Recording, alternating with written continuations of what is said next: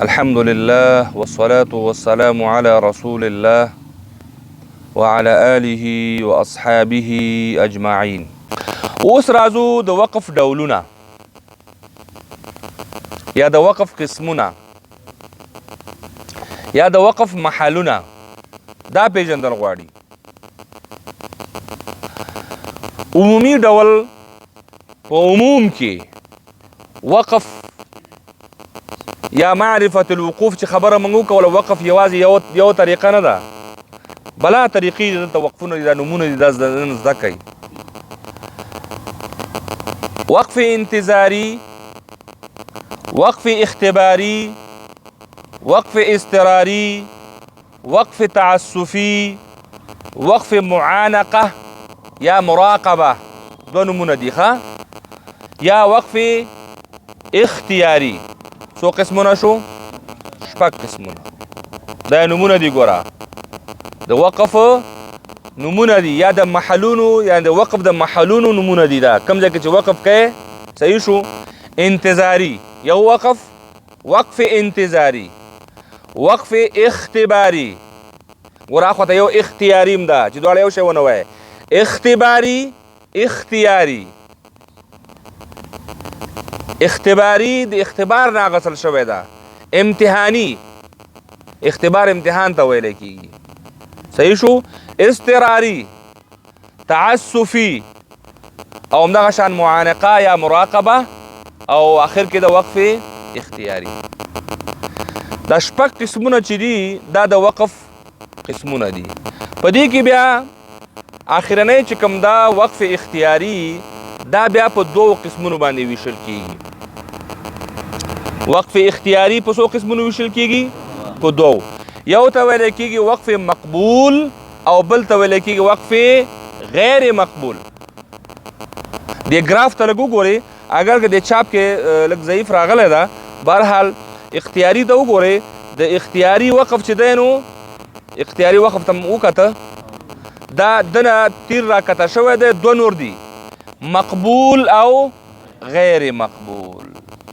بیا د مقبول خپله ځان ته څلور قسمونه دي: وقف لازم، وقف تام، وقف کافی، وقف حسن. دا د مقبول وقف قسمونه دي. او د غیر مقبول بیا دوه قسمونه دي: وقف قبیح او وقف اقبح. قبیح او اقبح دا نمونه باندې نن اکتفا کوو، ځکه دا نمونه چې زده نه شي نو بیا به مخکې به څنګه ځو. وروسته دغه ټول وقفونه، یعنی اول شپږ عمومي، بیا شپږو نه وروسته مقبول او غیر مقبول، بیا د مقبول څلور اقسام او د غیر مقبول دوه اقسام. صحیح شو. نو دا په مجموع کې تقریبا شپږ او دوه څوارلس قسمه جوړیږي.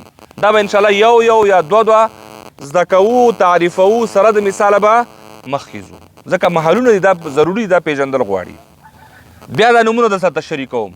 وقف په عموم کې په لویه سطحه څو دانې شول؟ شپږ. یو وقف انتظاری، و چې دا انتظاري څه ته وایي دا بیا بله ورځ تشریح کوو. وقف اختباری، وقف اضطراری، وقف تعسفی، وقف معانقه یا مراقبه، او آخرانه د وقف اختیاري. دغه وقف اختیاري شپږم چې دا بیا په دوو قسمونو ویشل کیږي. یو ته ویل کیږي وقف مقبول او بل ته ویل کیږي وقف غیر مقبول. دغه مقبول بیا ځان ته څلور قسمونه لري: وقف لازم، وقف تام، وقف کافی، وقف حسن.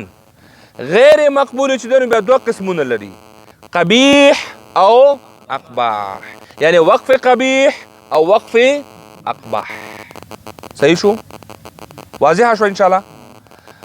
سکته او سکتې سره د وقف دغه نمونه چې دي دا باید سبا ټول ستاسو په ذهن کې حاضر وي، چې بیا موږ یو شو که دوه شو که درې شو، څومره چې ستاسو په وس پورې برابر وو.